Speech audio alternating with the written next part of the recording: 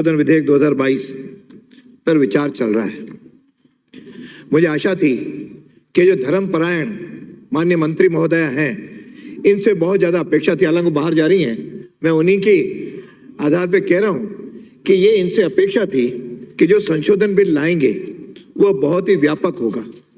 लेकिन यह केवल वह भी सुप्रीम कोर्ट के निर्देशों के बाद केवल एक एक लाइन का संशोधन लाए हैं, जबकि ये दोनों मंदिर बड़े आस्था के केंद्र हैं। सारे देश में विश्व भर के लोग इन मंदिरों में आते हैं और वहां आकर के अपनी पूजा अर्चना करते हैं। लेकिन वहां की व्यवस्थाओं को जिस प्रकार से आज बढ़ाया जाना चाहिए, उस पर कभी भी विभाग ने या मंदिरों ने सोचा नहीं। ये इस कारण से है कि मेरा कहना है कि जितने भी हिंदू मंदिर हैं उनको सरकारी नियंत्रण से दूर रखा जाए। जिस प्रकार से मस्जिदें किसी भी सरकारी नियंत्रण में नहीं है, तो आखिर हिंदू मंदिर नियंत्रण में क्यों लिए जा रहे हैं? ये एक समान देश है। इस देश में एक प्रकार का नियम लागू होना चाहिए, एक प्रकार की नागरिक संहिता होनी चाहिए। हम सब संप्रदाय एक हैं, संविधान के अंतर्गत हम एक हैं। फिर एक संप्रदाय के एक हिंदू, अब बात चली कि हिंदू पे बहस की जाए, सत्ता पक्ष की ओर से आपके अनुपस्थिति में कहा गया, माननीय सभापति महोदय, मैं उनको चुनौती देता हूं आपकी अनुमति से एक दिन वह भी बहस कर ले। कहा कि हिंदुत्व क्या है, हिंदू क्या है, हम बहस करके दूध का दूध पानी का पानी करने को तैयार हैं। लेकिन इसमें आपकी अनुमति से करेंगे, उसके बिना अनुमति के मैं इस विषय पे ज्यादा नहीं बोलूंगा। माननीय सभापति महोदय, ये जिस प्रकार का दो मंदिरों का यह है, इसी प्रकार के टोटल राजस्थान में 59,413 मंदिर हैं।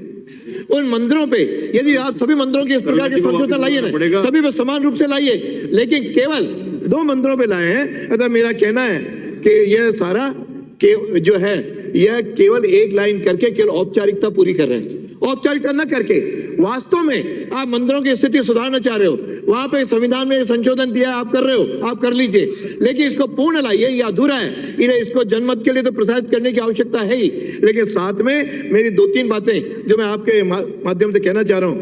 आज मंदिर माफी की भूमि पर जिस तरह से भू माफिया कब्जा करते जा रहे हैं, जरा उनको बचाइए, उसके लिए नियम लाइए, ताकि वो बेचारे पुजारी जिस तरह मर रहे हैं, जो मारे जा रहे हैं, जिस तरह आत्मदाह कर रहे हैं या जलाए जा रहे हैं, कम से कम इस धर्मपरायण मंत्री महोदय के राज में तो इस तरह का न हो। ये तो कम से कम उसकी व्यवस्था की जाए। और साथ में इन सारे मंदिरों के लिए पानी बिजली निःशुल्क की जाए। इसके बिना ये गाड़ी चलेगी नहीं। क्यों? बिजाय कितना प्रकार का आता है, लेकिन उसमें कोई व्यवस्था नहीं है। इसलिए मेरा कहना यह है कि इसकी सुविधाएं बढ़ाई जाएं, ताकि सुविधाएं बढ़ेंगी। और आज भी नाथद्वारा और दोनों सांवलिया जी मेवाड़ में आते हैं, क्योंकि मैंने भी 30 वर्ष मेवाड़ में रहा, इसलिए मेवाड़ की सारी दिक्कतें मेरे भी ध्यान में है।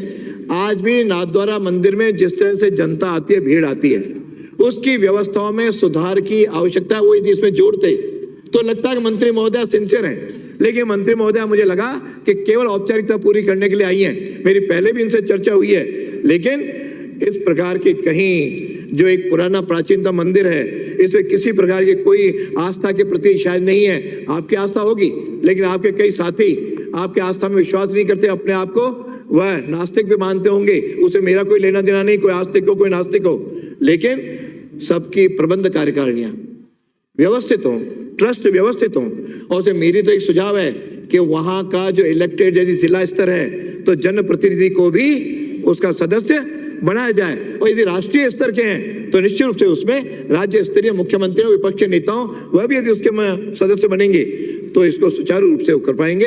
लेकिन आज जिस प्रकार से पुजारियों की नियुक्ति भी नहीं हो पा रही है, इसलिए ना आपकी कोई परीक्षा हो रही है, काफी मंदिर उसके बिना कर रहे हैं, तो मेरा आपसे एक आग्रह है कि इन सारे 59,413 मंदिरों में की व्यवस्थाओं सुधारने का बिल लाया जाए। और इन दोनों मंदिरों के भी अधिनियम में ये औपचारिक न होकर के इसमें और सुझाव जो हम सब आपको दे रहे हैं, हमारे प्रतिपक्ष उपनेता ने भी दिया, बाकी लोगों ने भी दिया, उन सारे सुझावों को समाहित करके एक विस्तृत आप बिल लाएंगी तो इस सदन का सम्मान भी होगा और वास्तव में स्थितियां भी सुधरेंगी। इतना मेरा अभिप्राय है। अतः तब तक इसको 2 माह के लिए जनमत के लिए प्रसारित किया जाए। धन्यवाद। श्री जोराराम कुमावत।